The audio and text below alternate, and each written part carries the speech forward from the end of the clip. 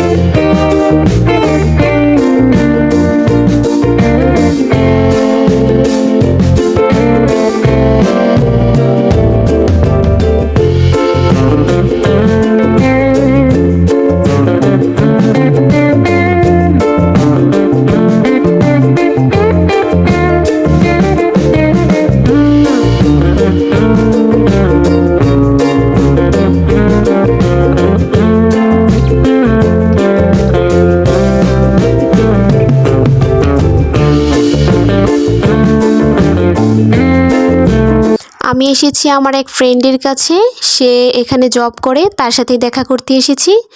এই উদ্যোগেই আজকে আমার বাসা থেকে বের হওয়া। So tata, bye bye.